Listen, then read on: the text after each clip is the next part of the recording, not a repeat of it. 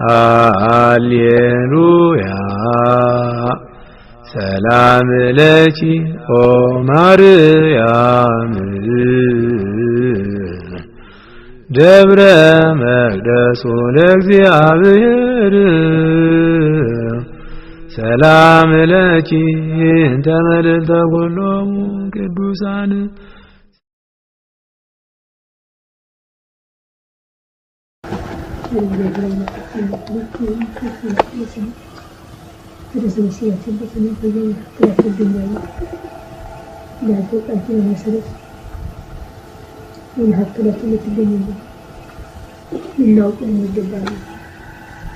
አእምሯችን የሚሸከመው እስቲ የምትገልጽልን ቅዱስ መንፈስ ተሰግሮ ክብር ምስጋና ለመንፈስ ቅዱስ ዛሬም ዘወትርም አባታችን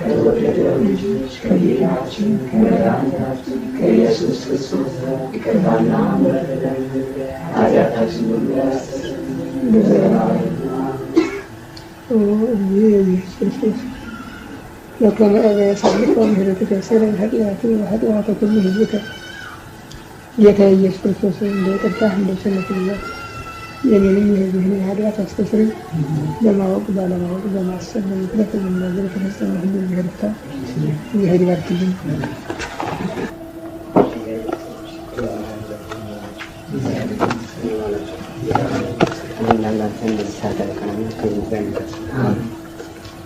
እንጠይቀን ጥያቄዎች 20 ናቸው። እያችሁ መጣው ጥያቄዎች አባታችን እሺ ሊያብራራልን የሚፈልገው ውግዘት ማለት ምን ማለት ነው? ሁለተኛ አንድ ሰው ተወገዘ ሲባል ምን ሲሰራ ነው? ሶስተኛ በፓትርያርኩና በእርሱ መካከል የተፈጠረውን ችግር ለመፍታት ለምን አልተቻለም? አራተኛ ፓትርያርኩ ቢያጠፉ ወይም ሃይማኖት ቢያፋልሱ ራሳቸው በሰሩት ስራ ይቀጣሉ እንጂ ካህናት አባቶች ተባባሪ ናቸው ተብለው ለምን ይወገዛሉ? አምስተኛ በቤተክርስቲያናችን ሁሉ ጊዜ ስለ ፍቅር እያስተማረች በእርሶና በፓትርያርኩ መካከል ለምን ፍቅር ጠፋ? ስድስተኛ ምዕመኑስ ለምን በቤተክርስቲያን ተገኝቶ እንዳያስቀድስ ታገደ? ሰባተኛ ሰው በቤተክርስቲያን ተገኝቶ አስቀድሶና ስጋውን ደሙ ለመቀበል ለምን ተከለከለ? ስምንተኛ የጌታ ስጋው ደሙ በካህናት አባቶች እጅ አትቀበሉ የፓትርያርኩ ተባባሪ ናቸው ለምን ተባለ? ዘጠነኛ የእናንተ የሃይማኖት አባቶች ፍቅር መጥፋት ለመናፍቃን በር አይከፍትም? አስረኛ ዛሬ መናፍቃን በእነሱ በኩል ፍቅር ጠፍቷል፣ እንደምታያቸው አንዱ አንዱን እያወገዘ ነው ያለው እያሉ ይሳለቁና በእርሶ በኩል ይህን እንዴት ያዩታል? 11ኛ ይህ ውግዘት የተላለፈው ለመላው የኢትዮጵያ ሕዝብ ነው ወይስ ለአዲስ አበባ ከተማ ብቻ? 12ኛ ይህ ውግዘት የተቀበሉት ቤተክርስቲያኖች ስንት ናቸው? በውግዘቱ አምነውበታል? ይህንንም እንዲያብራሩልን። 13ኛ የጌታችን የመድኃኒታችን የኢየሱስ ክርስቶስ ቅዱስ መስቀል በካህን አባቶች እጅ አትሳለሙ ለምን ተባለ? 14ኛ ውግዘት ከተላለፈ ወዲህ ብዙ እናት አባቶች፣ እህት ወንድሞች ከዚህ ዓለም በሞት የተለዩ አሉ። እነዚህ ሰዎች እንደተወገዙ ነው የሞቱት ወይስ ተፈተው? ይህን እንዲያብራሩልን። 15ኛ ይህ ውግዘት በግል ጋዜጣ ከማስተላለፉ በፊት ለምን በየቤተክርስቲያን ተገኝተው ለምዕመኑ አላስተላለፉም? 16ኛ ይህ ውግዘት እስከ መቼ ነው የሚቆየው? ለምን? 17ኛ ይህ ውግዘት ከአዲስ አበባ ውጭ የሰማ ሀገር አለ? ካለ ውግዘቱን ተቀብሎታል ወይስ አልተቀበለው? 18ኛ ይህ ውግዘት ብፁዕ አባታችን ሰምቷል ወይስ አልሰማም? 19ኛ ብፁዕ አባታችን የግል ጋዜጣ አታነቡ ብለው አውግዘዋል። የእሱ ውግዘት ደግሞ የተላለፈው በግል ጋዜጣ ነው። ይህ ሊጋጭ አይችልም ወይ? 20ኛ አንዱ ያወገዘውን አንዱ ሊፈታው አይችልም ወይ? ካልቻለ እስከ መቼ በውግዘት ውስጥ ሊኖር ይችላል? ወይስ ከቤተ ክርስቲያን እስከ መቼ እርቁ ሳያስቀድሱ ይቆያሉ? ምን ናቸው? እግዚአብሔር ስም ይባረክ። እግዚአብሔር ስም ይመስገን እና ምንድነው እንደ እግዚአብሔር ቸርነት እንደ እግዚአብሔር ፈቃድ እዚህ ውስጥ ባለፈው ጊዜ እንደተነጋገርነው ብዛቶቻችን የጠለቀ እውቀት የለንም በዚህ ጉዳይ እና ይችን ነገር እንከርሶ አባታችን ያለው ሁኔታ ሰምተን ተነጋግረን ይጠቅማል ያሉት 20ውንም ማለት ነው ከ20 ውስጥ ይጠቅማል የተባለውን ነገር በእግዚአብሔር ስም ያብራሩልን እና እግዚአብሔር ስም ማለት ነው። ዛሬ አንድ ዓመት ከአምስት መሆኑ ተጀመረ። ልደቱ ከተላለፈ ደግሞ አሁን 14ኛ ወር መሆኑ። በዚህ ጉዳይ ላይ ጥያቄዎች እየተነሱ በየጊዜው በጋዜጦች መልስ ተሰጥቶባቸው በቤተ ክርስቲያን ስርዓት ውስጥ አንድ ሰው ከቤተ ክርስቲያን ሕግ ውጭ ከሄደ እንኳን መሪ ሆኖ በምዕመንነት ያለ ቢሆን ሕጉን ከተላለፈ ይወገዛል። ሃይማኖት የተላለፈ ብቻ አይደለም፣ ስርዓቱንም እንኳን ይህንን ያህል ጠቅላላውን የቤተ ክርስቲያንን ስርዓት ያፋለሰ ቀርቶ አንዱ ከአንዱ ጋር ተጣልቶ አልታረቅም ቢል ይወገዛል። ጌታችን አንድ ሰው ቢበድል መጀመሪያ ብቻህን ሁለተኛ ሰው ጨምረህ ንገረው፣ እምቢ ቢል ለቤተ ክርስቲያን ንገራት፣ ቤተ ክርስቲያንን እምቢ ካለ እንደ አረመኔ እንደ ቀራጭ ሁን ነው። ይሄ ውግዘት። ከዛ አያይዞ እውነት ልንገራችሁ፣ በምድር ያሰራችሁት በሰማይ ታሰረ ይሆናል፣ በምድር የፈታችሁት በሰማይ ተፈታ ይሆናል ነው የሚል። ግን የቤተ ክርስቲያን መሳሪያ ውግዘት ነው። አንድ የመጀመሪያ ጥያቄ ይሄ መሰለኝ አይደለም? አዎ።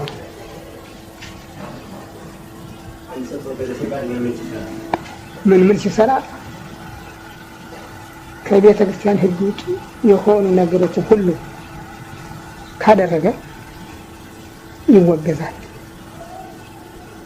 ትምህርት ሃይማኖት ካፋለሰ፣ ስርዓት ከጣሰ፣ ሕግ ካፈረሰ፣ ሃይማኖትን ካጠፋ፣ በሰውም በእግዚአብሔርም ላይ በደል ካደረሰና ተመክሮ ተነግሮ እምቢ ካለ ይወገዛል። ማውገዝ ማለት መለየት ማለት ነው። መለየት ማለት ነው። እንኳን በመንፈሳዊ ሕይወት በስጋዊ ሕይወት ድሮ አባቶች እንዲያደርጉ ነበረ። አንድ ሰው መክረውት እምቢ ካለ ከሱ ጋራ ማንም ሰው የማህበራዊ ኑሮ ጉዳይ ተሳትፎ እንዳያደርግ፣ እሳት እንዳይጫጫር፣ ዕቃ እንዳይዋዋስ፣ ቢታመም እንዳይጠየቅ፣ ቢሞት እስከማይቀበር ድረስ ውሳኔ ይሰጡ ነበር። ይሄ ውግዘት ነው ማለት ነው። እና በቤተክርስቲያንም አንጻር መናፍቃን እንደዚህማ ባይሆኑ የኒቃያ ጉባኤ አያስፈልግም ነበር። እንዲህማ ባይሆን የቁስጥንጥንያ ጉባኤ አያስፈልግም ነበር። የኤፌሶን ጉባኤ አያስፈልግም ነበር። እነ አርዮስ፣ እነ መቅዶኒዎስ፣ እነ ንስጥሮስ ተወግዘው አይለዩም ነበር። እና ፓትርያርኩም ሆኑ ግብረ አበሮቻቸው የኢትዮጵያን ቤተክርስቲያን ሃይማኖት ጠብቀው ሊያስጠብቁ በስጋው በደሙ የገቡትን መሐላ ስላፈረሱ ነው ያወገዝኩ። በዚህ ምክንያት ነው። ቅዱስ ጳውሎስ ለዕብራውያን በጻፈው መልእክቱ ይላል፣ በሙሴ ሕግ አንድ ሰው በሁለት በሶስት ምስክር ከተወቀሰ ይቀጣል ይላል። ግን ወልደ እግዚአብሔርን በደሙ ቃል ኪዳን የተጋባና የተቀበለውን ቅድስና ያረከሰ የጸጋውን መንፈስ ያዋረደ ቢኖር እንዴት አይቀጣም? እና እነዚህ ፓትርያርኩም ሆኑ ጳጳሳቱ፣ ካህናቱ በስጋው በደሙ የገቡትን ለምእመናን፣ ለቤተ ክርስቲያን፣ ለእግዚአብሔር የገቡትን ቃል ኪዳን ስላፈረሱ አውግዣቸዋለሁ። አሁንም ቅዱስ ጳውሎስ እኔ በስጋ ከእናንተ ጋር ባልኖር ያለ ቆሮንቶስ በጻፈው መልእክቱ በምዕራፍ 5 እኔ በስጋ ከእናንተ ጋር ባልኖር በመንፈሴ ከእናንተ ጋር ነኝ። እንዲህ ያለውን ሰው ዝም ብላችሁ መመልከት አይገባችሁም። ስለዚህ በኢየሱስ ክርስቶስ ስም ተሰብስባችሁ አውግዛችሁ ለዩት። ለሰይጣን ስጡት ነው የሚለው ጳውሎስ። አውግዛችሁ ለዩት ነው እና እኔ ያወገዝኩ በመጽሐፍ ስራት እንጂ ከመጽሐፍ ስራት ውጭ አይደለም። ለዚህ ሶስተኛው ፓትርያርኩና በእሱ መካከል የተፈጠረው ችግር ለመፍታት ለምን አልተቻለም? አይቻልምም አልተቻለምም። አዎ የማይፈታበት ምክንያት እሳቸው ሲመለሱ የሚፈታ ወይም በመካከላችን ዳኛ ሲኖር ነው የሚፈታ። በመካከላችን ጉባኤ የሚጠራ ንጉሥ የለም። ዛሬ አርዮስ ሲወገዝ የኒቅያን ጉባኤ የጠራው ቆስጠንጢኖስ የተባለው የምስራቁ ንጉሠ ነገሥት ነው። መቅዶኒዎስ ሲወገዝ ጉባኤውን የጠራው አርቃዴዎስ የተባለው የምስራቁ ንጉሠ ነገሥት ነው። ንስጥሮስ ሲወገዝ ጉባኤውን የጠራው ቴዎዶሲስ የተባለው የምስራቁ ንጉሠ ነገሥት ነው። በኢትዮጵያም ነገሥታቱ በነበሩበት ጊዜ ብዙ ጊዜ የተደጋገመ ጉባኤ ተደርጓል። በአፄ ፋሲል ጊዜ በካቶሊክና በኢትዮጵያውያን መካከል ጉባኤ ተደርጎ የኢትዮጵያ ኦርቶዶክስ ተዋሕዶ ቤተክርስቲያን አፈ ጉባኤ እጨጌ በትረ ጊዮርጊስ ስለረቱ ካቶሊኮች መረታታቸውን አምነው ከሀገር እንዲወጡ ተፈርዶባቸዋል። በአፄ ዮሐንስ ዘመነ መንግስት በቦሩ ሜዳ ጸጎችና ኦርቶዶክሳውያን እንዲከራከሩ ተደርጎ ጸጎች ስለተረሱ ተፈርዶባቸው ተቀጥተዋል። ንጉሥ ቢኖር ይህንን በዳኝነት ጉባኤ ጠርቶ ሊፈታው ይችል ነበረ። በኢትዮጵያ የቤተክርስቲያኒቱ የበላይ ጠባቂ ንጉሠ ነገሥት ነበረና፣ ዛሬ ንጉሠ ነገሥት የለም። ያለው መንግስት በሃይማኖት አያገባኝም አለ። ይህንንም ምክንያት አድርገው ፓትርያርኩ የኢትዮጵያን ቤተክርስቲያን ረገጡ፣ ክብሯን አሳደፉ፣ ሃይማኖቷን አፋለሱ፣ ስርዓቷን ጣሱ፣ ሕጓን አፈረሱ። ለጳጳሳት አቤት አልኩ አብረው አበሩ። የቤተክርስቲያንን ሕግ ሽረው አባ ጳውሎስ የሚመለኩበትን ሕግ አወጡ። ቤተክርስቲያን የጣዖት ቤት ሆነች። እንደገና አለቆችና ካህናት የእነሱ ተባባሪት ሆነው ጉዳዩን አስፈጸሙ። ስማቸውን በጸሎት ሃይማኖት አትጥሩ እየጠየቁ እምቢ አሉ። ስለዚህ ሁሉም ተባብረው በእግዚአብሔር ላይ ስላመፁ ምዕመናን ይፈቱታል ብዬ ነበር። ምዕመናንም እምቢ አሉ። የሰበካ ጉባኤ አባሎችም ምዕመናንም ተባብረው እምቢ አሉ። ምን አለበት የሚል ቋንቋ ነው። ምን አለበት በሚል ቋንቋ ሃይማኖት አይቆምም። ሁሉ ለራሱ ለሃይማኖት መቆም አለበት እና ስለዚህ ሁሉም ተባብረው ስላመፁ አውግዣለሁ። ሁሉንም የሚፈታውም የለም። የሚመለስ ከሌለ ወይ እሳቸው ካልተመለሱ ወይ ጳጳሳት ተመልሰው ሲኖዶሱን ካላቋቋሙ ሲኖዶስ ፈርሷል። ወይም ካህናት ደግሞ ተመልሰው ራሳቸውን ካላወቁና ከምዕመናን ጋር ተባብረው ካልቆሙ ወይም ምዕመናን እምቢ ብለው እጃቸውን ካልሰበሰቡና እንዳዘዝኳቸው ካላደረጉ መፍቻ የለውም። የሚከተለው መቅሰፍትና ፍርድ ነው። መፍቻ ይመጣል፣ አይቀርም፣ ይፈረዳል። ፓትርያርኩ ቢያጠፉ ወይም ሃይማኖት ቢያፋልሱ ራሳቸው በሰሩ ስራ ይቀጣሉ እንጂ ካህናት አባቶች ተባባሪ ናቸው ተብለው ለምን ይወገዛሉ? ፓትርያርኩ ሲያጠፉ መሾም መሻር ያለባቸው ቤተ ክርስቲያን ናት የምትሾማቸው የምትሽራቸው። ፓትርያርኩ እኮ አምባገነን አይደሉም፣ በጦር ጉልበት አይደለም የኢትዮጵያን ቤተ ክርስቲያን መንበር የወረሱት። በልዩ ስልጣናቸውም አይደለም፣ ልዩ መብትም የላቸውም፣ የወራሽነት መብትም የላቸውም። ተመርጠው ነው የተሾሙ። ሲሾሙ ደግሞ ምለው ነው የኢትዮጵያን ቤተ ክርስቲያን ስርዓት እምነት ሊጠብቁ ነው። ካልጠበቁ መሻር አለባቸው። ካልሻራቸው ይወቀሳሉ፣ ይከሰሳሉ፣ አብረዋቸው ይወገዛሉ። ቤተክርስቲያናችን ሁሉ ጊዜ ስለ ፍቅር እያስተማረች በእርስዎና በፓትርያርኩ መካከል ለምን ፍቅር ጠፋ? በእኔና በእሳቸው መካከል አይደለም ፍቅር የጠፋው፣ በቤተ ክርስቲያንና በእሳቸው መካከል ነው። ይህን እሳቸው አሁንም አልተጣላንም፣ አልበደሉኝም፣ አልበደልኳቸውም። የግል ቂም የለንም፣ የግል ቅያሜም የለኝም። ምን ቢያደርጉ ጸባችን ግን በቤተ ክርስቲያን ምክንያት ነው። በእግዚአብሔር ላይ ደግሞ መታረቅም መተባበርም አይቻልም። ሄሮድስና ጲላጦስ ሞክረውት ነበር፣ አልተደረገም። በእግዚአብሔር ላይ መዋዋል፣ በእግዚአብሔር ላይ ወዳጅነት መፍጠር አይቻልም። ይሄ የማ ቢሆን ኖሮ ጌታ ለምንድን ነው በሰው ፊት ያመነብኝን እኔም በሰማይ አባቴ ፊት አምንበታለሁ፣ በሰው ፊት ያፈረብኝን እኔም በሰማይ አባቴ ፊት አፍርበታለሁ ለምን ይል ነበረ? ጌታ እኔ ሰይፍን እንጂ ሰላምን አላመጣሁም፣ አባትን ከልጁ እናትን ከልጇ ቤተሰብን ከቤተሰቡ ልለይ ነው የመጣሁ ነው ያለው። ታዲያ የማ ቢኖር ኖሮ ምን ጸብ ነበረ? በዓለም ምን ሰማዕታት ይገኙ ነበረ? ለምን ይሞቱ ነበረ? ለምን ደማቸውን ያፈሱ ነበረ? በእግዚአብሔር ላይ ውለታ መዋል፣ ፍቅር መፍጠር አይቻልም። ለምን በቤተክርስቲያን ተገኝቶ እንዳያስቀድስ ለምን ተደረገ? ከቤተ ክርስቲያን ውጭ የሆነውን ሃይማኖቱን የሚያፈልሰውን ስርዓቱን የሚያጣርሰውን አለቃ መከተል አይገባውም። ምንድን ነው የሚል ጌታ? በጎች ይላል ጌታ። እስቲ ዮሐንስ ወንጌል ምዕራፍ 10 ነው ይሉት። በጎች ቃሌን ያውቃሉ፣ እኔ በስማቸው እጠራቸዋለሁ፣ ይከተሉኛል፣ ሌላውን ግን አያውቁትም፣ ስለዚህ ቃሉንም አይሰሙትም አይከተሉትም ነው ያለ። ከክርስቶስ ውጭ የሆነ እረኛ የለንም። ከክርስቶስ ውጭ የሆነ ፓትርያርክ የለንም። ከክርስቶስ ውጭ የሆነ ካህን የለንም። ከሌለ ምዕመናን ሊሰሙት፣ ሊቀበሉት፣ ሊከተሉት አይገባቸውም።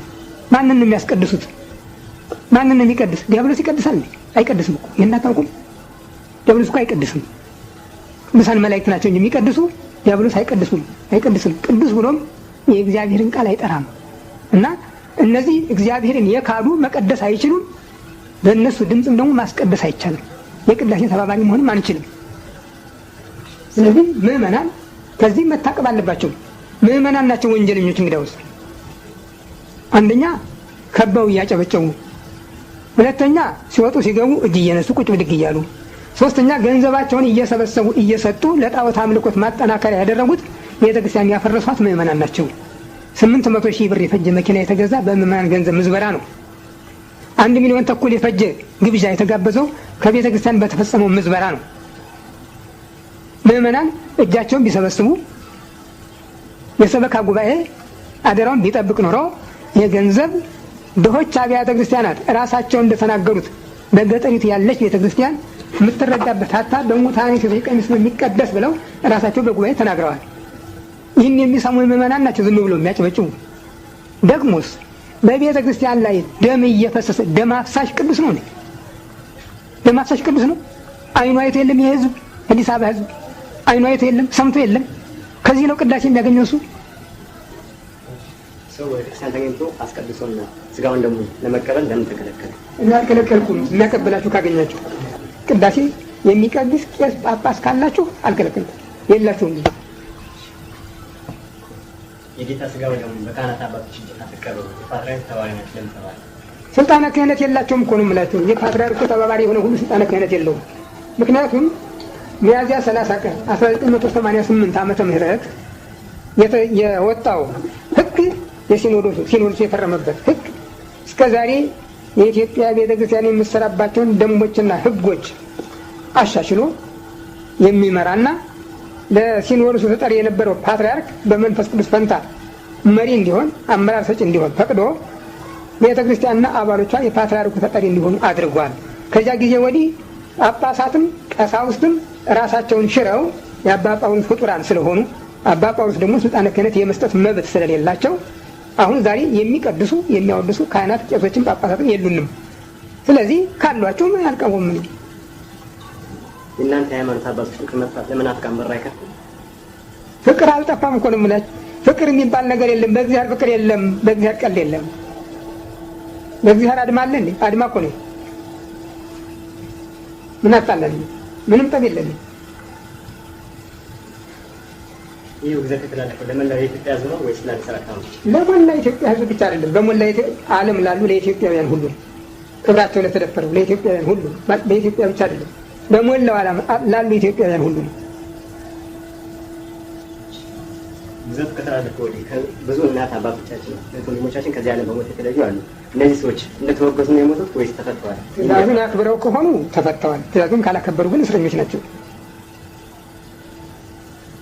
ይህ ውግዘት በግል ጋዜጣ ከማስተላለፈው በፊት ለምን በየቤተክርስቲያን ተገኝተው ለምን አላስተላለፉም? በእኔ ስልጣንማ ታግጃለሁ። ስለታገልኩ እኮ ነው በግል ጋዜጣ መተንፈስ የበቃሁት እንጂ ይህንን ማድል ካገኘሁ ለምን በጋዜጣ እናገራለሁ? በመድረክ ላይ ነው የምናገረው። ጥር 24 ቀን 1988 ዓመተ ምህረት በተክለ ሃይማኖት ቤተክርስቲያን መጽሐፉ መበላሸቱን ሰውየው ከመንገድ ውጭ መሄዳቸውን በሚገባ ተናግሬያለሁ። ከዛ ቀደም ብሎም 1 ዓመት ሙሉ ሲኖዶሱ እንዲያዩ በደብዳቤ በቃልም ነግሬያለሁ። እምቢ ስላሉ ነው እንደ ጌታ ቃል ነው የዋገዝኩኝ። ከዚያ ውጭ አልሄድኩም። መጀመሪያ ጠይቅ፣ እምቢ ሲሉ ለቤተክርስቲያን ንገር፣ ከዚያ በኋላ አውግዝ ነው ያለኝ። እንዳዘዘኝ ያደረኩ። ይህ ውግዘት እስከ መቼ ነው የሚቆየው? እስከ ተፈታ ድረስ፣ ነገሩ ውሳኔ እስካገኘ ድረስ። ካላገኘ ያው አሬስ ተፈቷል፣ መቅደስ ተፈቷል፣ ንስጥሮስ ተፈቷል። አሁንም በዚህ ዓለም ብቻ አይደለም በወዲያኛውም ዓለም ውጉዛን ሱራን ናቸው። በስልጣና ወልዶ ውስጥ ሱራን ውጉዛን ይሆኑ። ይህንን ውግዘት ብፁዕ አባታችን ሰምተዋል ወይስ አልሰሙም? ይስሙ አይስሙ ምንም የሚያጠያይቀኝ ነገር የለም። ብፁዕ አባታችን የግል ጋዜጣ አታንቡ ብለው አውግዘዋል። የእሱ ውግዘት ደግሞ የተላለፈው በግል ጋዜጣ ነው። ይሄ ሊጋጭ አይችልም? ምን ያጋጨዋል? እሳቸውም እንዳመፁ ናቸው፣ እኔም ከእግዚአብሔር ጋር እንደቆምኩ ነኝ። ምን ይጋጫል? መጀመሪያ ጠባያቸው የማይሆን ሆኖ ወጥተዋል። ከወጡ በኋላ የማያደርጉት ነገር የላቸውም። እውነት ከሆነ ውግዘቱን ለማገድ ከመሞከር ወይም የግል ጋዜጣ አታልሙ ብሎ ከማስገደድ ይልቅ የሊቃውንት ጉባኤን ከማፍረስ ሲኖዶሱን ከማፍረስ ይልቅ የሊቃውንት ጉባኤም እንዳለ ሲኖዶሱም እንዳለ እኔን አቅርበው መጠየቅ ነበረባቸው። እውነቱ ይሄ ነው። ከይቅርታ ጋር በእግዚአብሔር ስም ማለት ነው። አንድ ቢብራ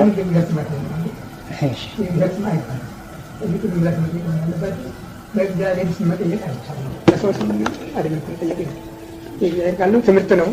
ሀሳባችሁን መጠየቅ ያለባችሁ በገሌ ስም የሚባለው ሁሉ የልምድ ቋንቋ ተጠንቀቁ። ውግዘት ከተላለፈ ወዲህ የሚለው ጥያቄ ማለት ነው። ውግዘት ከተላለፈ ወዲህ ብዙ እናቶችና አባቶች፣ እህቶች፣ ወንድሞች ከዚህ ዓለም በሞት የተለዩ አሉ። እነዚህ ሰዎች እንደተወገዙ ነው የሞቱት ወይስ እንደ ተፈቱ ነው የሚለው ጥያቄ ተመልሷል። ግን ቢብራራልንና እንደው ትምህርት ብናገኝበት። እኔ እኮ ምርጫ ነው የሰጠሁኝ። አያችሁ ምዕመናን፣ ይህንን ስናገር የምትሰጡት ገንዘብ የበደል መፈጸሚያ ሆኗል። የእናንተ ደግሞ አለመቆጣትም ሰዎቹን ወደ አመፅ ሰዷቸዋል፣ ጋብዟቸዋል። እና እናንተ እጃችሁን ሰብስቡ፣ ገንዘባችሁንም በቤታችሁ ባንክ አስተናግታችሁ አስቀምጡ። ከዚያ ጋር ደግሞ ቄሱም ጳጳሱም ራሳቸውን የሻሩ ስለሆነ ከነሱ የምታገኙት ነገር የለምና ተጠንቀቁ ብያለሁ። ግን ከተናገርኩ በኋላ እምቢ ብለው አልፈው ተርፈው ምን አለብን እንዴ? እኛ ለምን መስቀል ከመሳለም እንከለከላለን? ቄሱንም ለምን መስቀል ያሳልመንም እያሉ የሄዱ ብዙዎች ናቸው። እነዚህ የራሳቸው አመፀኞች ናቸው፣ እንደታሰሩ ናቸው። አሁንም አይ ከዚህ ተጠጥተው አክብረው የሞቱ ግን ፍቱሃን ናቸው። ዋጋቸውን ይቆያቸዋል። መስቀል እኮ ብቻውን መባረኪያ አይሆንም። ታውቃላችሁ? ለምንድን ነው ታዲያ አንጥረኛው ለምን አይባረክበትም? ነጋዴው ለምን አይባረክበትም? ለምንድን ነው? መስቀሉ እኩል ነው። የሰራው አንጥረኛው ነው፣ የሸጠውም ነጋዴው ነው። ለምንድን ነው ቄሱ ብቻ ስለያዘው መባረኪያ የሚሆን? ለምንድን ነው? የመባረክ ስልጣን ያለው ቄሱ ስለሆነ ነው። እና ያ ቄስ ደግሞ እግዚአብሔርን ከካደ በረከት የለውም ማለት ነው። እናንተ ካህናት ይላል በትንቢተ ሚልክያስ፣ ስሜን አርክሳችኋልና እኔም በረከቴን ከእናንተ ወስጃለሁ ነው የሚል። ውግዘት ከባድ እስከመሆኑ መጠን አጥፊው ነው የሚወገዘው። ማለትም ሃይማኖትን ወይም የክህደት መጽሐፍ የጻፉ ሰዎች ናቸው መወገዝ ያለባቸው። ካህናቶችን ለምሳሌ አምነውበት ቤተሰቦቻችንን እንደገና ከስራ እንባላለን በሚል ሁኔታ አምነውበት ግን በዚህ በውግዘቱ ላይ ያለውን እንቅስቃሴ ያደርጋሉ። ማለት ካህናት አገልግሎታቸው የሚፈጽሙትን አገልግሎታቸውን ሳያቋርጡ እስካሁን ይፈጽማሉ። ስለዚህ ካህናቶችን የሚነካበት ምክንያት ምን ላይ ነው? ካህናት ከቤተ ክህነት የሚያገኙት ገንዘብ የለም። በልብሳችን በምግባችን ብለው ሊያመካኙ አይችሉም። ደግሞ ከዚህ ነፃ ካልወጡ ካህናት አይደሉም። ጌታ ራሱ አንድ ባሪያ ለሁለት ጌታ መገዛት እንደማይችል እናንተም ለእግዚአብሔርና ለገንዘብ ልትገዙ አትችሉም ነው ያለ። ይህንንም ሲያብራራ ነገሩን በዚህ ብቻ ሳይወስን ምክንያቶቹ ገንዘብ ፍለጋ የሚሰዱን ምክንያቶች ልብስና ምግብ ስለሆኑ ምን እንበላለን ምን እንለብሳለን ብላችሁ አታመካኙ፣ ወፎችን አበቦችን እዩ ብሎ በገንዘብ ምክንያት ከሱ እንዳንለይ አዝዟል። ከዚህ በላይ ካልሄድን እንኳን ካህንነቱ ምእመንነቱም አይሆንም። እንኳን ካህንነቱ ምእመንነቱም አይሆንም። ካህንነቱማ ከዚህ በላይ መሄድ አለብን እና የሚደርስብንን ሁሉ ተቀብለን ለክርስቶስ መመስከር፣ በጎቹን መጠበቅ አለብን። አንድ በጎቹን ይጠብቅ የተሰየመ እረኛ አቅሙ እስከፈቀደ ድረስ ከአራዊት ጋር ተከላክሎ በጎቹን ማዳን አለበት። እሱ መሞት አለበት እንጂ እነሱን አሳልፎ መስጠት የለበትም። እንኳን ለጥቅም ብሎ አሳልፎ ሊሰጣቸው ስለ ሕይወቱን አሳልፎ ሊሰጥላቸው የታዘዘው ጌታ ራሱ ስለ በጎቼ ራሴን እለውጣለሁ ነው ያለ። ይህንንም ለሐዋርያቱ ለካህናቱ ሲያስተላልፍ ራሱን ለወንድሙ ለውጥ አድርጎ ከመስጠት የበለጠ ፍቅር ምን አለ ብሎ እንድንቀበለው ነው ያዘዘን። የቤተ ክርስቲያን ሰዎች የሆነ ሁሉ አስተማሪዎች የሆነ ሁሉ ስለ ምእመናን ሕይወታችንን አሳልፈን እንድንሰጥ ተጠይቀናል። እንኳን በልብስ በምግብ ራበን ጠማን ብለን ልናመካኝ ይቅርና ሌላው ደግሞ አሁን በኢትዮጵያ ቤተ ክርስቲያን በኩል ያለው ይዞታ ይህን ምክንያት አይቀበለውም። እግዚአብሔር ዋጋቸውን ይክፈላቸውና ብፁዕ ቅዱስ አቡነ ቴዎፍሎስ ኮሙኒዝም ወደ ኢትዮጵያ መግባቱን በር መክፈቱን ስር መስደዱን ሲያዩ በርስትና በጉልት ላይ በመሬት ላይ የነበረው የቤተ ክርስቲያን ስሪት ወደፊት እንደማይቀጥል ስላወቁ ለቤተ ክርስቲያኒቱ ቀሪ ሀብት ምእመናን ናቸው ብለው የሰበካ ጉባኤን ያቋቋሙ ቤተ ክርስቲያን በምእመናን ገንዘብ እንድትረዳ ነው። ያንንም ደግሞ ስልጣኑን ለቤተ ክህነት ሳይሰጡ በመቶ ከተወሰነ ገቢ ለቤተ ክህነቱ መስሪያ ቤቶች ከወረዳ ወደ አውራጃ ከአውራጃ ወደ ክፍለ ሀገር ከክፍለ ሀገር ወደ መንበረ ፓትርያርክ ፈሰስ እንዲደረግ ሲያደርጉ የቀረው ሀብት ግን በአጥቢያይቱ ምእመናን እና በካህናቱ እጅ እንዲጠበቅና ለዚያች ቤተ ክርስቲያን መረጃ መቋቋሚያ በካህናቱ መተዳደሪያ እንዲሆን ነው ቃለ ዓዋዲን ያወጡት። ለዚህም ደግሞ የሰበካ ጉባኤ ሲባል ምእመናን ብቻቸውን ካህናት ብቻቸውን እንዳይሆን ካህናት ከምእመናን ምእመናን ከካህናት ተቀላቅለው በአስተዳዳሪው ተቀዳሚ ሊቀመንበርነት ሁላችሁም ታውቁታላችሁ፣ ካህናቱም ያውቁታል፣ ምእመናኑም ያውቃሉ እና ይህን እያወቁ የምበላው ምለቱ የለኝም እታገዳለሁ እባረራለሁ ብለው ያደረጉት አድማና ሴራ በእግዚአብሔር ላይ ትልቅ አመጽ ነው ካህናቱ እና ራሳቸውን ደግሞ በገዛጃቸው ሽረዋል። የአባ ጳውሎስ ካህናት ነን ካሉ የጣዖት ካህናት ናቸው ማለት ነው እና ይህ ስለሆነ ነው ያወገዝኳቸው። ስማቸውን በጸሎት ሃይማኖት አትጥሩ። እነሱ ከምእመናን ጋር ቢቆሙ ኖሮ እስካሁን ጸቡ በርዶ ነበረ፣ ፍርድም ተገኝቶ ነበረ። አባ ጳውሎስን ይጸጸቱን እሳ ይገቡ ነበረ። እንደገና ቤተ መንግስት አይገዙም ነበረ። የጥይት መከላከያ መኪና ማያደራጁም ነበረ። እነሱ ቢቀኑ ኖሮ እነሱ ናቸው ቤተክርስቲያን ያፈርሷል። እዚህ ጋር ተያይዞ አቡነ ጳውሎስ መወገዝ ያለባቸው ዛሬ ሳይሆን ያኔ ገና ስልጣን ላይ ሲወጡ ማለትም በፍትሐ ነገሥት ላይ እንደሚነገረው በቤተክርስቲያናችን መጽሐፍ አንድ ፓትርያርክ በሕይወተ ሥጋ እያለ ሌላ ፓትርያርክ መሾም እንደሌለበት ይሄ በድንጋጌ ላይ አለ። ይሄ ሳለ እሳቸው ግን አንድ ፓትርያርክ እያሉ ነው እሳቸው እና እሳቸው ስልጣን ላይ ወጡት። ስለዚህ ያኔ ነበር መወገዝ የሚገባቸው፣ ዛሬ አልነበር። ምንም ሃይማኖት ቢያፋልሱ እንትን ቢባልም እና ከዚያ ጋር አያይዘው ውግዘቱ ከስራ መባረር ጋር አብሮ የተያያዘ ነው እና አቡነ ጳውሎስ መወገዝ የነበረባቸው ዛሬ ሳይሆን ያኔ ገና ስልጣን ላይ እያሉ ማለት እርሱ አባታችን እዛ ቦታ ላይ በነበሩበት ሰዓት ያኔ ነበር መነገር የሚነበሩ ቃላት ሰነዘር አለ። ይሄ በእርሱ በኩል አባ ጳውሎስ ፓትርያርክ ላይ አልገቡም። ጥፋታችሁም አንዱ ይሄ ሁሉ የሚያልጎመጉመው ይሄንን ነው፣ አመጽ ነው። አባ ጳውሎስ በፓትርያርክ ላይ አልተሾሙም፣ የማንንም ሹመት አልቀሙም፣ ባዶ ቤት አገኙ ገቡ። እውነቱ ይሄ ነው። የቀደሙት ፓትርያርክ ነሐሴ 29 ቀን 83 ዓመተ ምህረት በሲኖዶሱ ውሳኔ መንበራቸውን ትተው ሄዱ። ከ10 ወር በኋላ አባ ጳውሎስ ተሾሙ። ይሄ በሰው ላይ ተሾሟል ያሰኛል እንዴ? ለምንድን ነው በማይገባ ስምን ከሳቸው? ለምንድን ነው በሚገባው ባጠፉት ጥፋት ነው መከሰስ ያለባቸው። በዚህ አጥፊውም ተጠያቂውም ሲኖዶሱና ራሳቸው ሸሽተው የሄዱት ፓትርያርክ ናቸው። በጎቻቸውን ትተው የሄዱት ፓትርያርክ ናቸው የሚጠየቁ። ለምን በጎቻቸውን ጥለው ይሄዳሉ? ስለ በጎቻቸውን ለምን ራሳቸው አይለውጡም? ማይጠየቁንና እዚያ በኖርን የጠይቀውኛል እንዴ? አልጠየቁኝም። የግን ተቃውሞ የላቸዋል፣ ተከራክሬ የላቸዋል። መውረድ አይገባቸውም ብዬ ድምጼን አሰምቻለሁ። አላፍርም፣ ቅር አይለኝም። በዚህ ቅር የሚለኝ ነገር አይደለሁም። በጊዜው ተናግሬያለሁ። ነገር ግን እሳቸውም ሾልከው ሄዱ።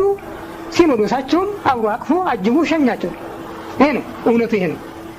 እስከ የካቲት አባ ዜና ማርቆስ ነበሩ በእንደራሽነት የሚጠብቁ። ከየካቲት በኋላ ደግሞ አባ ያዕቆብ ተተኩ። አባ ዜና ማርቆስም እንደ ሸኙ እሳቸውም ወጥተው ሄዱ። አባ ያዕቆብ ገቡ። አባ ያዕቆብ የራሳቸውን የኤርትራን ነጻነት አደላደሉ።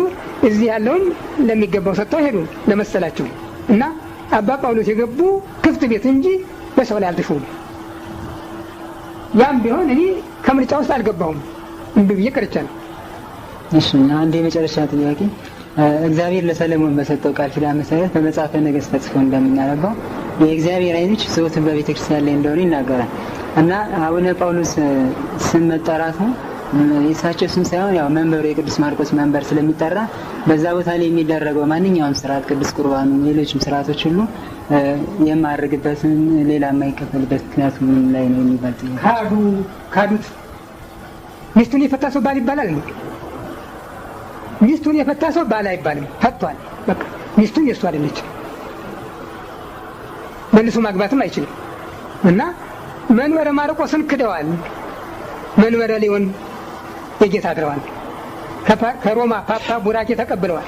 የተቀበሉትን በኢትዮጵያ ቤተክርስቲያን የተቀበሉትን ቡራኬና በኢትዮጵያ ቤተክርስቲያን የተቀበሉትን መሐላ አፍርሰዋል።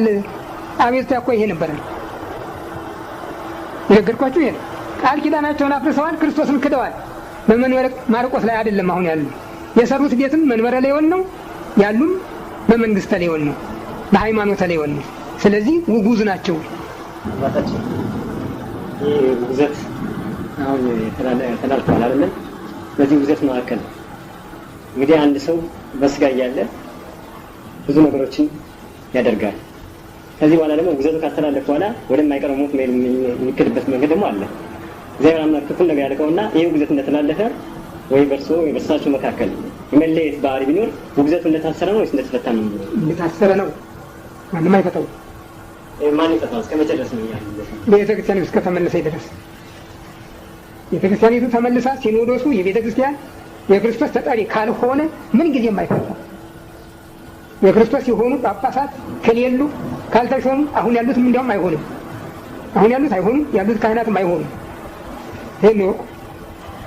ለዚህ መድኃኒቱ ምዕመናን ተሰብስበው ካህናቱንም አስገድደው እሺ ያሏቸውን በውድ እምቢ ያሏቸውን በግድ ለይተው አስወጥተው አሁንም አባ ጳውሎስን አውግዘው ራሳቸውን አስተካክለው ካልቆሙ በስተቀር ቤተክርስቲያን አሁንም የለችም።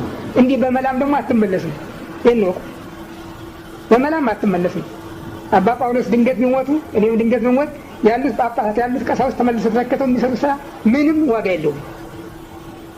ፍርድ ሳይፈረድ አጥፊውና አልሚው ሳይለይ በምንም አይነት የሚደረገው ነገር ሁሉ ዋጋ የለውም። ለዚህ ነው የጮህ ዓመት ሙሉ የሰው ያለምን በዚህ ምክንያት ነው። ነገሩ ጥብቅ ስለሆነ ከባድ ስለሆነ ሰውማ እኮ ቢኖረን ኖሮ እኮ የተለየ ሰው ሁለት ሶስት ሰው እንኳን ቢሆን ይሆን ነበር። ሌላ ቀርቶ አባ ጳውሎስ ቢሞቱ አንድ ጳጳስ ለመሾም እነዚህ በዚያ ሕግ ላይ የፈረሙት ሁሉ የመሾም መብት ስለሌላቸው ያልፈረመ ጳጳስ ሶስት ከሌለ ቤተክርስቲያኒቱ እንደገና ፓትርያርክ መሾም አትችል። ይሄን ነው አትችል። እንደገና ወደ ግብጽ ሄደ።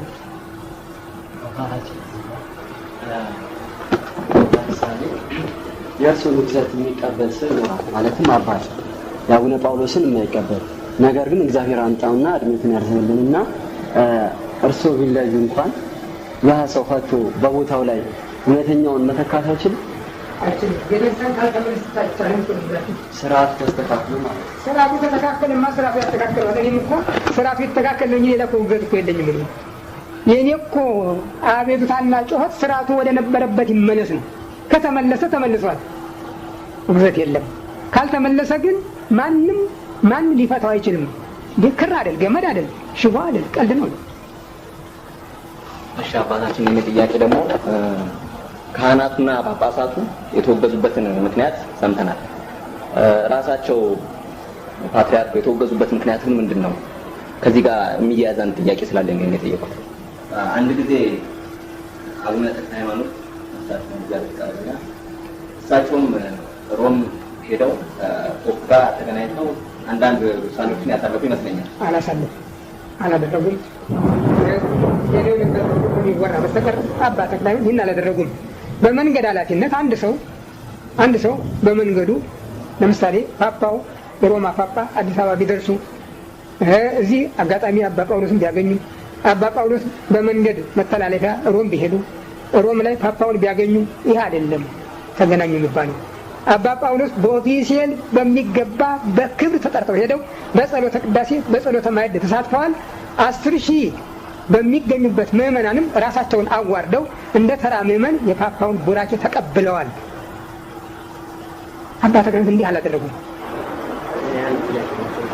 አባታችን ሐዋርያው ጳውሎስ ያገኘው ስልጣን ከእግዚአብሔር ነው። የመፍሰስም የማሰም ስልጣን የተሰጠው ከእግዚአብሔር ነው። ካህናት አባቶቻችን ጳጳሱም ያገኙት ስልጣናቸው ከእግዚአብሔር ይመስለኛል። ስለዚህ እነዚህ ካህናት አባቶቻችን ከእግዚአብሔር ያገኙት ስልጣን ማንኛውም ሰው የመክፈት ስልጣን አለው። ስልጣናቸውን ለመቀማት አለው። ማንኛውም ሰው ግን ማለታቸው የሚቆይ ሀርሲም ነው ያታውቁም። ግን ስልጣናቸው ከእግዚአብሔር ደግሞ ያገኙት ከእግዚአብሔር ቢያገኙት እኔም ከእግዚአብሔር የተገኘሁኝ የሻርኳቸው ያወገዝኳቸው እኔም ከእግዚአብሔር የተሾምኩ ነኝ። ይሁዳ ከእግዚአብሔር አልተሾመም ነበር እንዴ? አልካደም? አልተሻረም? ይሁዳን እግዚአብሔር አልጠራውም ከሐዋርያት ጋር አልተሻረም? ማን ተሾመ? ማትያስ። ማን የሾመው? ሐዋርያት። ስርዓቱ አንድ ነው። ጌታ ቢጠራቸው ሐዋርያት ቢሾሙ ስርዓቱ አንድ ነው እና አባ ጳውሎስን እግዚአብሔር ሾማቸው። እግዚአብሔር አልሾማቸውም። ቤተ ክርስቲያን ናት የሾመቻቸው። ካዱ፣ ሻር ናቸው። ካዱ፣ አወግዝ ናቸው። ራሳቸውን በራሳቸው ሻሩ እንጂ ደግሞ የካዳቸው የለም፣ የሻራቸው የለም። በሐዋርያት ሥራ ምዕራፍ 1 ቁጥር 15 ጀምራችሁ ብታነቡ ይሁዳ ትቷት የሄዳትን ይህችን መልእክት የሚቀበለን ሰው ምረጥልን ብሎ ነው የጸለዩ። ይሁዳ ትቷት የሄዳትን ያሉ እንጂ የሻር ነውን አላሉ። አባ ጳውሎስም ራሳቸው ናቸው ትተውት ሄዱ። ሹመቱን ሮም ሲገቡ ነው የተውት። የሮምን ፓፓ ቤት ለመግባት መድረኩን ሲረገጡ ነው የኢትዮጵያን ቤተክርስቲያን የካዱ። ሁሉንም ሰምተናል አባታችን። እኔ ጥያቄ ማለት በኒቅያ በቆስጠንጢኖስ በኤፌሶን ሁሉም የተደረገው ውግዘት በተመለከተ ከዛ ባሉት ቀደምትን በተወገዙት ማለት መናፍቃኖች በተወገዙበት መልክ ማንም ኖረም አልኖረም አቡነ ጳውሎስም ኖሩ እርሱም አልኖሩ ተፈታም አልተፈታም በዛ አይነት ይወርዳል ውግዘቱ ሃይማኖቷ በትክክል ደረጃዋን እስከምትይዝ ድረስ። እኔ ጥያቄ ከህዝበ ክርስቲያን ጀምሮ እስከ ሊቃነ ጳጳሳት ድረስ በአንድ ቃል ተወግዟል። ግዝቱን ያልተቀበሉ ሰዎች ወይም ህዝበ ክርስቲያን እንደ መናፍቃን የሚጠሩበት ስም እንደ መናፍቃን ነው ወይስ ሌላ ስም ምንድነው የሚሰጣቸው? ማለት ከነሱ ጋር አብረው ያሉት። ሁለተኛ ስልጣነ ክህነት ያላቸው ከጳጳሳት እስከ ሊቃነ እስከ ዲያቆናት አንቱ የሚያሰኛቸው ወንበር ስም አላቸው። ይሄንን ባንጠቀምበትና በተራሰው ስም እንደማንም እንደተራሰው ስም ብንጠራቸው ጥፋት ወይም ድፍረት ሆኖ ያስቆጥርብናል። አብራቸው ያሉ ሁሉ ማንም ውጉዛን ናቸው ብያቸዋለሁ። ከእነሱ ጋር የሆኑ ሁሉ ማንም ውጉዛን ናቸው። ራሳቸውንም በራሳቸው የሻሩ ናቸው። እኛ አይደለንም። ክርስቶስን ሲተው ነው ስልጣኑ የቀረ። ክርስቶስ ከሌለ የክርስቶስ ስልጣን የለም። ይህን ታውቁ የለ? ክርስቶስ ከሌለ የክርስቶስ ስልጣን የለም። ክርስቶስ በሌለበት የክርስቶስ መንፈስ አያድርም። ይሄ ነው። ክርስቶስን የተወ ትቷል። ስለተወ የተሰጠው ጸጋ ሁሉ ተነስቷል ባዶ ነው። ይሄ እና ስለዚህ ማለት ጳጳሳት አሁን ለምሳሌ አንቱ ተብለው የሚጠሩበት ስም አላቸው። እነዚህ የክብር ስማቸው አለ። እሱ አሁን እሺ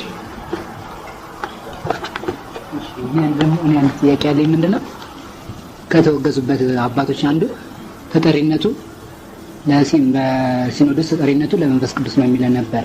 ያኛው ተሽሮ ተጠሪነቱ ለአቡነ ጳውሎስ ተብሏል። ይሄኛው አባባል ስላልገባን ይብራራል። ለመንፈስ ቅዱስ የተባለው ለአባ ጳውሎስ ሲባል ምን ማለት ነው? እናንተ ራሳችሁ ፍረዱት። ተጠሪነቱ ለመንፈስ ቅዱስ ይል የነበረው ተለውጦ ለአባ ጳውሎስ ሲባል ምን ማለት ነው? መንፈስ ቅዱስ ተሽሮ አባ ጳውሎስ ተሾመው አይደለም? ታዲያ ምንድን ነው? የአባ ጳውሎስ ፍጡር አለ? የመንፈስ ቅዱስን መንበር መውረስ ይችላሉ? መብታቸው ነው። መንፈስ ቅዱስ እኮ ሸዋሚያቸው ነው እንጂ ጓደኛቸው እኮ አይደለም። ሲኖዶስ በሚሰበሰብበት ጊዜ በመሀል ክብ ጠረጴዛ ይደረጋል። እዚያ ላይ ወንጌል ይደረጋል። መሪው መንፈስ ቅዱስ ነው ለዚያ ሲኖዶስ።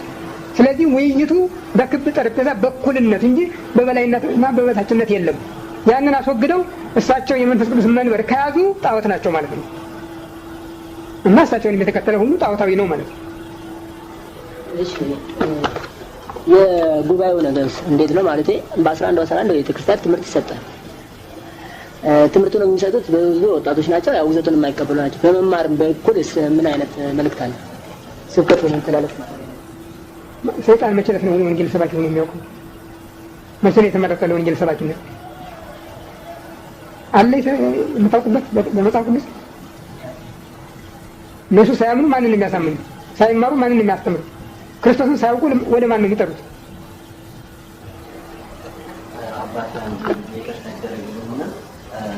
ቅዳሴ ከእነሱ ጋር መተባበር እንደሌለብን ተነግሮናል።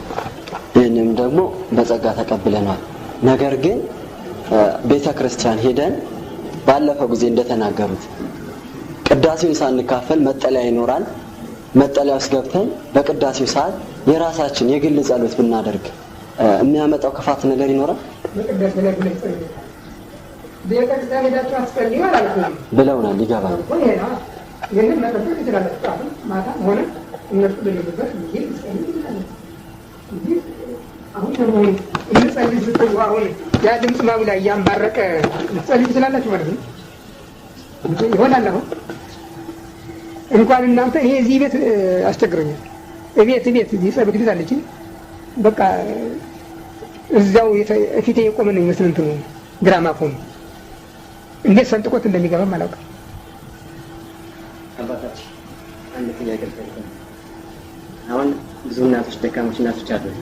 አሁን እነዚህ እናቶች ግዘቱን የተቀበሉት ቤተክርስቲያን ላይ ሄደው ማስቀደስ ወይም ስጋውን ደግሞ የመቀበል አቅም የላቸውም። ነገር ግን በአቅራቢያቸው ባለው ቤተክርስቲያን ተገኝተው የጌታን ስጋና ደም ለመቀበል ይፈልጋሉ እና ይቀበላሉ። እነዚህ ሰዎች የጌታን ስጋና ደም የሚቀበሉ የተወገዙ ናቸው ወይስ አይደሉም?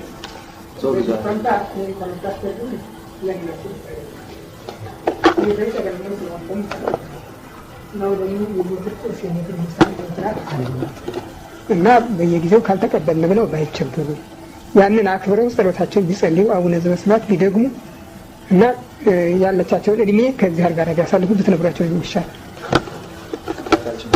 አባ ጳውሎስ ተወግዟል እና ከእሳቸው ጋር የተባበሩት ምዕመናን ከእነሱ ጋር ያለን ውግዘቱን ያልተቀበሉና የተቀበሉ ሰዎች ያላቸው ግንኙነት እንዴት ነው? በማህበራዊ ኑሮ ማለት ነው።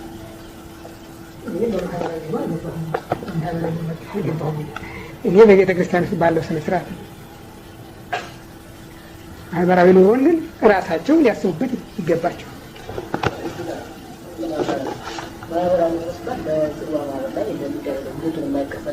አይቻልማ። የጽብና ደረቅ አንድ ላይ ይሄዳል። ሙትና ህያው አካል ማለት እኮ ነው። የሞተ አካልና ህያው አካል አንድ ላይ ይኖራል። ለምንድን ነው ሐኪሞች ታዲያ ሰውየውን እግሩን የሚቆርጡት እጁን የሚቆርጡት? ምን እያሉ ነው? ለምን እያሉ ነው? የማይሆን ስለሆነ እኮ ነው። አብሮ መኖር አይቻልም።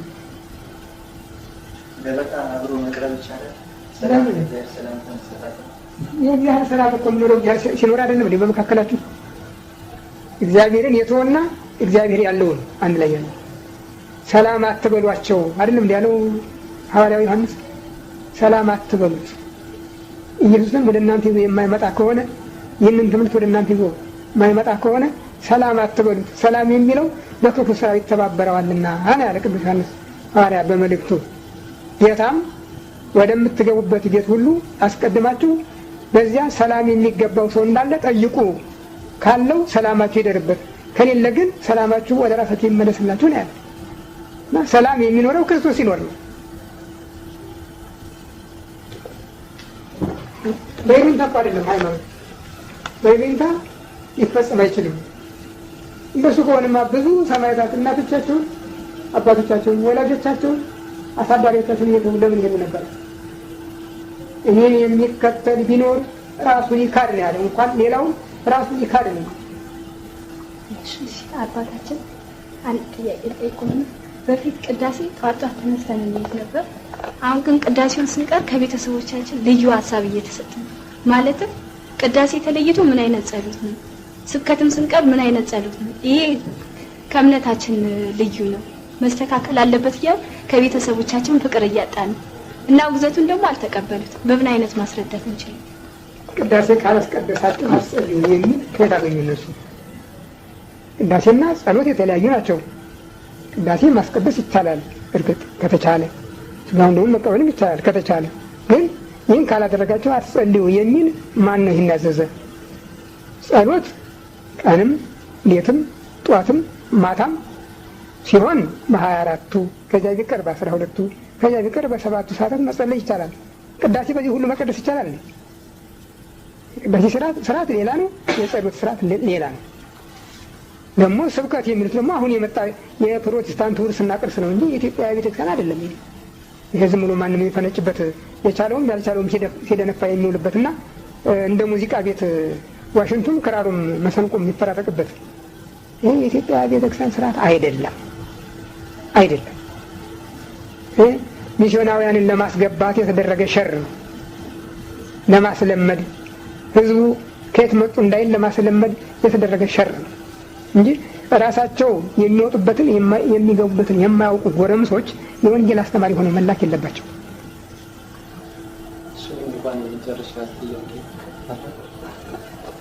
እና በአሁኑ ሰዓት እኛ ማለት ከነዚህ ሰዎች አሁን ከተጠቀሱት አጠቃላይ አባቶች ወንድሞች ከተለየን ራሳችንን እንዴት አድርገን መጠበቅ ማለት በአሁኑ ሰዓት እግዚአብሔርን ነቅፈው ከሚኖሩ ሰዎች ጋራ ህብረት እንዳይኖረንና መጠንቀቅ የሚገባንን ጉዳይ አባታዊ ምክርና ትምህርት ቢሰጡ ነው። ከዚህ ያቋርጣችን በዚህ ወቅት በተጨማሪ እዛው አክለ መጨረሻ ጥያቄያችን የላችን እና እሱም ደካማ ምናምን ስላለ በዚህ ያጠቃልላል። ለምሳሌ አንዳንድ ምዕመናኖች አሉ ክርስቲያኖች ውግዘቱን ተቀብለው እንዲህ በእንዝላልነት በመቸገረኝነት እና ወይም በምን አለኝበት ዝም ብለው ብቻ የሚጓዙ ምዕመናኖች አሉ። እዚህ ውስጥ ነው እዚህ አብዛኛው ውግዘቱን ተቀብለን ያለ ልጆች ነው እና ከዚህ ውጭ ብዙ ክርስቲያኖች ምዕመናኖች አሉ።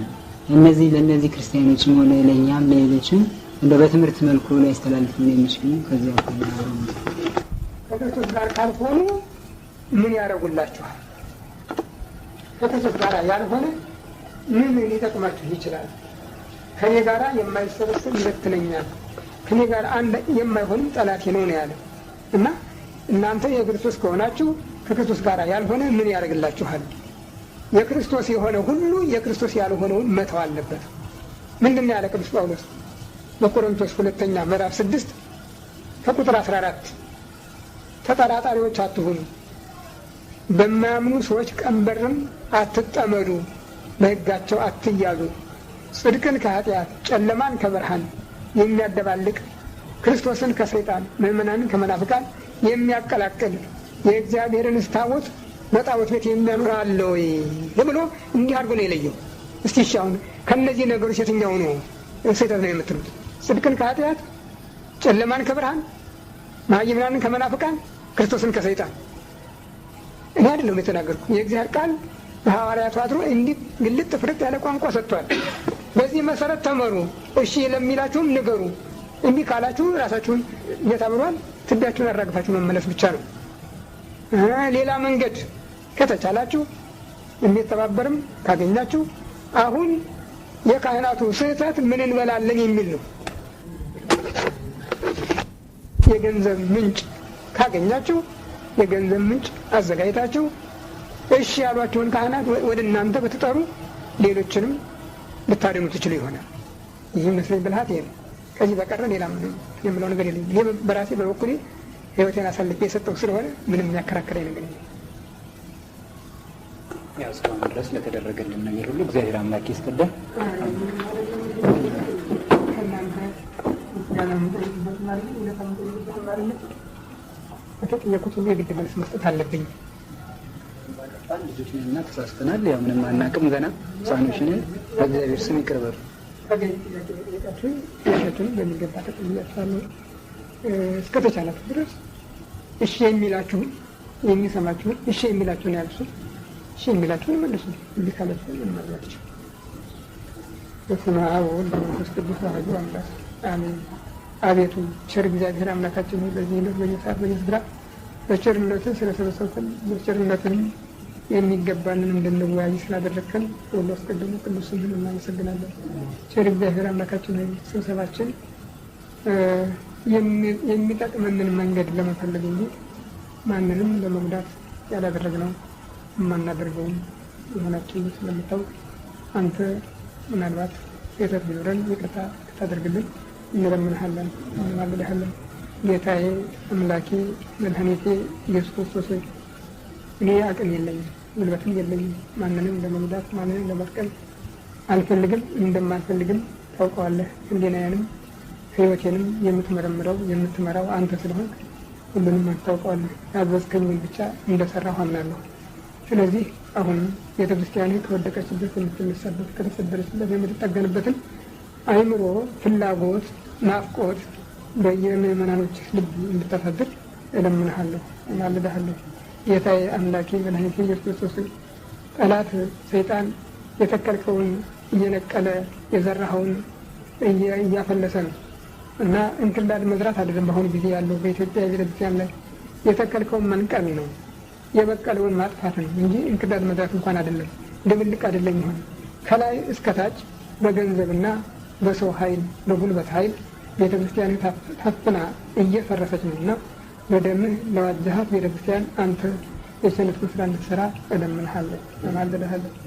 ክብር ምስጋና ለአንተ ለቸር አባትህ ለመንፈስ ቅዱስ ይሁን ዛሬም ዘወትርም ለዘለዓለም አሜን። አባታችን ሆይ በሰማይ የምትኖር ስምህ ይቀደስ፣ መንግሥትህ ትምጣ፣ ፈቃድህ በሰማይ እንደሆነች እንዲሁ በምድር ትሁን።